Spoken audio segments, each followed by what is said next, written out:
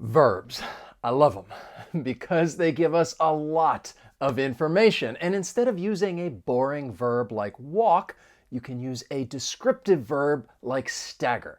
And that is the first advanced C2 verb that I want to teach you, to stagger. This means to walk or move with difficulty as if you are going to fall. And it's really like something causes this to happen. So I could say he staggered out of the bar at midnight. Somebody's been drinking and yeah, it causes someone to stagger. Or after he was attacked, he staggered to the police station, probably because of an injury. So it's a much more descriptive verb than just saying walk. Here are some more examples. And Creed staggers back. We heard them staggering down the road 2 in the mornings. Yeah, for some reason, when he staggered toward the lift, I just kept thinking that he was faking it. Now, if you are someone who likes building your vocabulary so that you can be more descriptive when having a conversation or when writing, please subscribe to the channel, turn on notifications. That way I can become your teacher. My name is Wes. The channel is Interactive English. It's all about trying to help you reach your fluency goals. Let's continue with our next advanced verb, which is to cling. This means to stick onto, or to hold tightly, or to refuse to stop holding on to something or someone. Keep in mind, this is an irregular verb. So in the present, I can say, I cling to the sock. Or in the past, I clung to the sock. Or the present perfect, I have clung onto the sock. And this is my daughter's, by the way. But you may have noticed that you're often going to follow this verb with either the preposition to or onto. I could say she clung onto the railing as the boat rocked, or this wet shirt is clinging to my skin. And yeah, that is a feeling that I don't really like. You could also use this metaphorically, and I may say that someone is going to cling to power, or they are clinging onto their wealth. Just to give you another word that's part of the same word family, because I like helping you build your vocabulary, we can use this as an informal adjective, clingy, to describe a person that is emotionally dependent on someone else. And really, it does have a negative connotation if you say someone's clingy, unless you're talking about a pet like a dog. They are very clingy.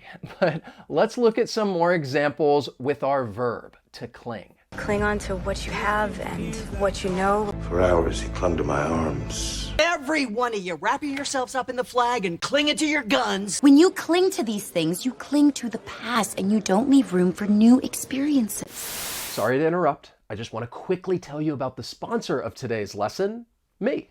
So if you would like to practice and improve your speaking skills, you can join my speaking course. It's all about helping you speak confidently, speak clearly, and speak naturally.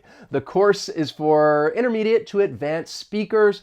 We go over things like connected speech, you learn vocabulary related to a variety of different topics, and we do some engaging speaking activities. So check out the link down below if you'd like to enroll or learn more about the course, and I just hope to speak to you soon. Now let's get back to our lesson. Then we have merge. This means to combine or join together or to cause this to happen. And really, it's like we just have these two things and they can merge or merge together. Now there are two situations in which you will often hear or be able to use this verb. I'm talking about driving and business. Now, when it comes to driving, I think you will certainly hear this in the United States because the US really does have a driving culture. So I could say the 2 lanes will merge into one, or cars will merge as they enter the interstate, or maybe the 2 highways will merge together. Now, when it comes to business, to help give you a little more context as to how this verb is used, I have some news headlines for you. Honda, Nissan aim to merge by 2026 in historic pivot. Getty Images and Shutterstock to merge to form $3.7 billion stock photo giant. Trump says Canada should merge with the US, trolling Trudeau as he steps down. Now, I know this is not a business example. I just wanted to give you another context, and yeah, I think these shenanigans are going to continue. But here are some other examples with our verb to merge. Please stay out of my blind spot. Merging. Merging! Sorry. These storms, they're gonna merge.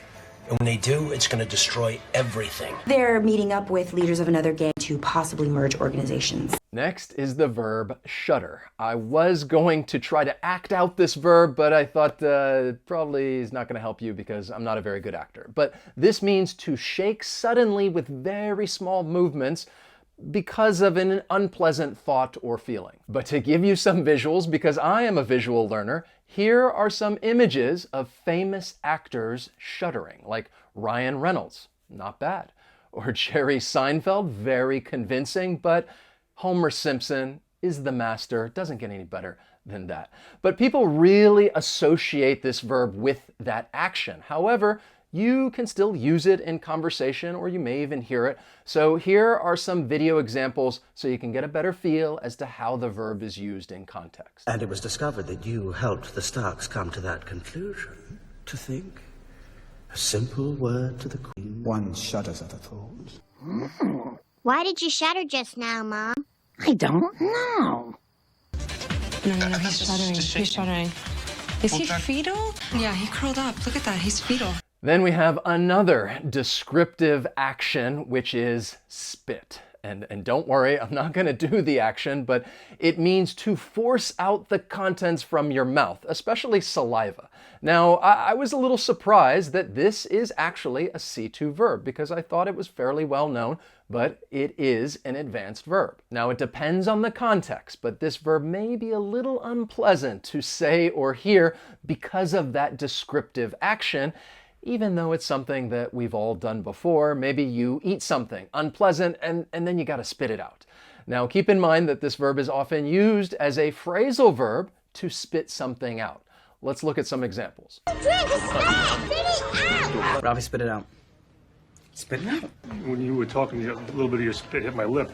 Then we have giggle. Great verb because it's more descriptive than just saying laugh, because to giggle means to laugh repeatedly in a quiet but uncontrolled way, maybe because of something silly or rude, or perhaps because you're a little nervous. Like I said, it's more descriptive because it's like a smaller laugh. Perhaps you're in some situation when you're trying not to laugh, and the end result is that you are giggling, and you just can't control it. I want to give you some examples. Maybe you laugh, maybe you giggle. These are all headlines from The Onion, which is a fake newspaper. It's just trying to be funny, like this headline right here. Donut pillow shit for smothering. And yes, that is very true.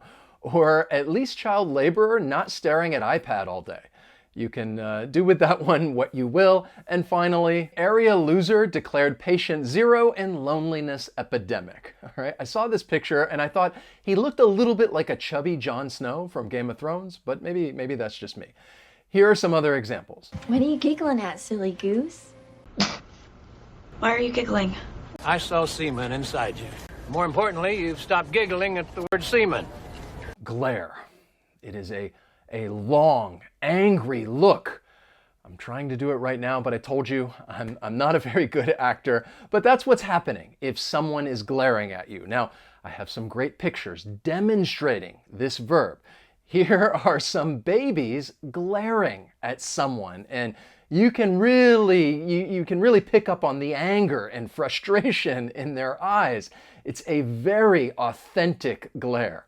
Now let's listen to some examples using this verb. Idiota! That icy glare is why I left the old country. No one would talk to me in the halls. They just glared at me. It's like high school all over again. You think that disapproving glare works on me after all the times I've seen it? Then we have to carve. This means to cut a hard material, especially wood or stone, in order to produce an object, design, or inscription. And there are some useful phrases with this verb, like carve on. I carved my name on the tree, like this inscription. Or carve out of. The statue is carved out of stone, and I create this design. Or carve into. I carve the wood into a bowl, and now it's an object. But when I think of this verb, I think of Thanksgiving and a turkey, because yes, you can certainly carve a turkey. What else can we carve? They left a message right here. Actually carved into the rock. Proofread it for me. before they carve it on the headstone, okay? The most fantastic clocks you ever laid your eyes on, and all carved out of wood. Then there's intervene. This means to intentionally become involved in a difficult situation to improve it or prevent it from getting worse. And often this may be done by a person of authority, but not always. So perhaps two students are fighting, a teacher may intervene. Or if two colleagues are arguing, then the boss may intervene. And to give you a little more context, let's have a look at some more news headlines. TikTok says it will go dark in ban if US government does not intervene. State Board of Education to intervene in Bridgeport schools. And finally, police not liable for failure to intervene against counter-protesters. Now, I want to make sure that you have a perfect understanding of this verb, so here are some more examples. Oh, intervene! Go ahead, intervene all you want. I'm just afraid you might be interfering while we're intervening. Do something! Don't just stand there! I need you to intervene! You want me to intervene? He was probably at a sporting event and saw some people pushing each other, and he intervened. Revolt. This refers to a large number of people who refuse to be controlled or ruled. They take action against authority, often violent action. And just know, you may often follow this verb with against, to revolt against someone or something. Of course, you may hear this verb when talking about government. I could say the people revolted against their authoritarian government. But really, you could use this verb when there's really any type of authority figure. Maybe after the policy change, the employees revolted against management. Let's have a look at some more examples. They'll be receiving a $45 million endowment next week. Voters will still revolt. The midterms are going to be ugly. When the people rose and revolted against him, your father set their towns and castles aflame. Now listen, I don't want anyone to revolt, because I know you're all excited for your long weekend. Stifle the cry of liberty! We must rouse the peasants to revolt! Next is to sniff. This is a very descriptive verb. It means to smell something by taking in air through the nose. And I say it's descriptive because it really describes the action. There is a difference between, let me find my sock, me saying I smelled the sock versus I sniffed the sock. If I just tell you I smelled the sock, you may not know exactly where I am in relation to the sock, but if I say I sniff the sock, okay, you know that my nose is right next to this item of clothing. And something else that people might sniff would be flowers.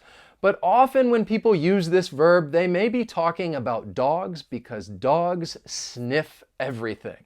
Let's have a look at some other examples. Cookies! Stop that sniffing! It's not for you!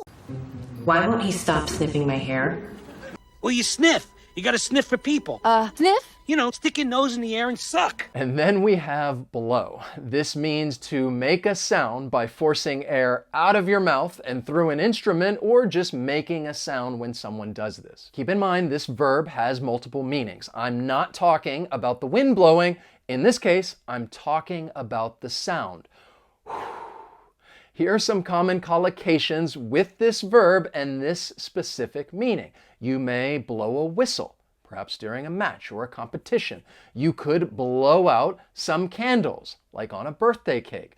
Or you could even blow on coffee or soup, perhaps to cool it. These are common phrases that you should know, and I'm sure that I am blowing your mind. Now, that is an idiom with a different meaning, but it is a C2 idiom, so I'll go ahead and tell you what it means. To blow someone's mind refers to something that is exciting, surprising, or interesting.